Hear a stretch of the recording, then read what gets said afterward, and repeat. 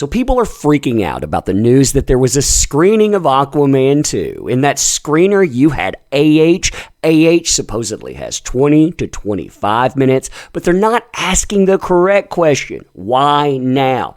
See, we're talking about the same movie that was pushed back from this year to March 2023. Why? Because the trial of the century. Now, the trial, it went bad for the movie, and yet less than 10 days after the decision was rendered. Remember, decision comes in June the 1st. This news, it hits June the 10th. We know who won, by the way. That was not Mira, and yet you're going to tell me that they're putting out screeners? I mean, to me, the answer is obvious. This stuff, it reeks of desperation. And you talk about fun times? Oh, this is fun times. This is fun times indeed. So, hey there to all you fine folks on this fine day, by the way. I hope you are doing excellently. And I want to read this to you. When I'm reading this to you, I want to make something very clear. This news, it came up June the 8th. Remember, the trial decision came up June the 1st. So we're talking about something that happens within a week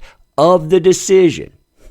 Quote, just got a confirmation that the latest Aquaman 2 test screening that was held today still had AH from start to finish. Probably Warner is testing the waters with the public now that the trial is over. Screen time approximately around 20 to 25 minutes.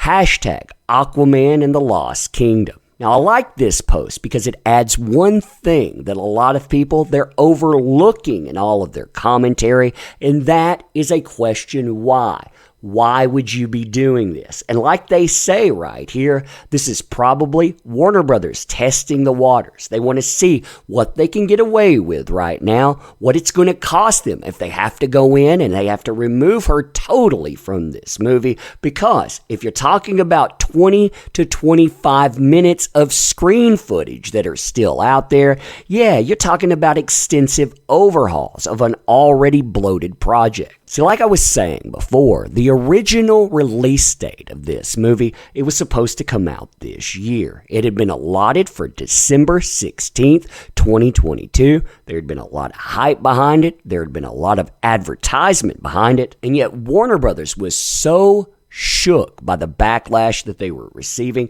that they not only moved Aquaman 2 to March 17th, 2023, but they moved other movies as well. Take Wonka, for example. You know, JD prequel. Yeah, they decided to move that all the way to December 15th, 2023. Why? Because they were afraid of what would happen in this trial. Now, a lot of people look at that trial and they think it just went bad for her. But it didn't just go bad for her. It went bad for Aquaman 2 as well. It went bad enough, in fact, that Walter Hamada, the president of DC Film Productions for Warner Brothers, said that Jason Momoa and her, they did not have chemistry. That it had to be added in post-production. Quote, it was the concerns that were brought up at the wrap of the first movie, production of the first movie, which was the issue of chemistry. Do the two have chemistry? I think editorially, they were able to make the relationship work for the first movie,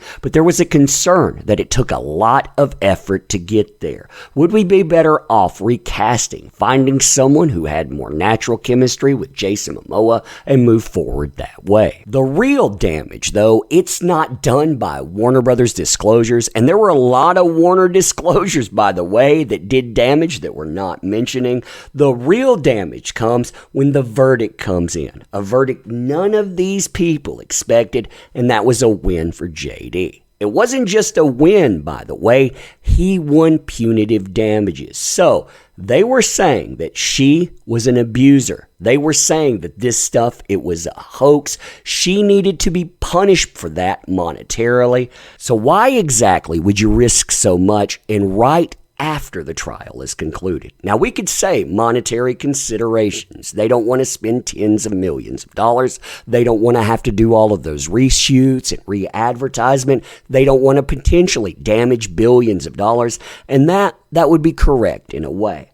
I think the real answer, though, is in Walter Hamada trying to salvage his job. You can see him listed right here. This is a brand new article, came up in the last few days. It's talking about the CEO, David Zaslav. He is the CEO of Warner Brothers Discovery. If you didn't know, the two merged. They merged in week 1 of the trial. Well, David Zaslav wants his answer to Kevin Feige. If you don't know who that is, that's the guy who guided Marvel Studios to big screen dominance for rival Disney. And as such, he's been talking to power players. He's been talking to people like Bob Iger, for example.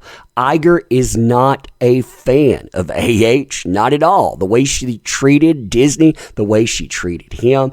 And he's been talking to people who he thought could take over the job. You can see a few of them listed here.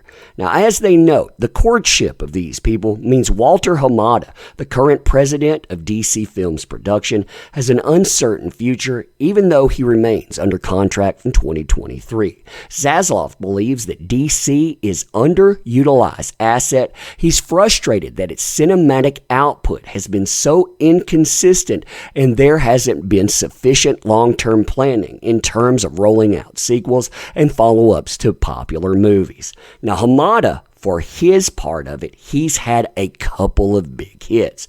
Can you remember what one of those was? Oh yeah, Aquaman. He figures that if he can salvage Aquaman, if he can bring Aquaman 2 to success, he can basically stave off all of the criticism right now. Maybe he can salvage his job. And here's the thing for Walter Hamada. For every success that Aquaman bred, for every step he took in the right direction, he's taken 2 in the wrong direction when it comes to Aquaman 2. I mean, he's the person that allowed Peter Safran, for example, to come out and defend AH when it came to Aquaman 2, saying essentially, we know what's best for the movie. If it was Jason Momoa, if it was James Wan, it was always going to be her. When they knew that it was an out-and-out lie. A lot of people, when they see this too, they take it as confirmation that she still is employed with Warner Brothers. She's going to be on more projects, and that doesn't mean anything at all. I mean, she herself is saying she needs to step away from the limelight. You have Warner Brothers. They're talking about how she doesn't have chemistry. There's this problem, that. There are a lot of other problems behind the scenes. Plus, she pulled them into the courtroom in the first place. What they're doing here, like I said, is they're trying to salvage something. They're hoping beyond hope that they don't have to spend tens of millions of dollars.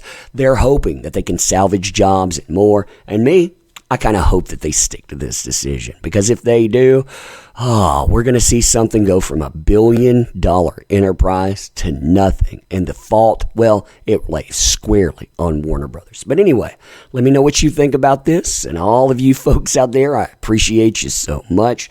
Check out the links in the description too. They always help out the channel. You being here, though, that helps the most of all. Thank you. Appreciate you. And in here, excuse my voice, I'm a little bit hoarse. Weather here. But yeah, see you soon.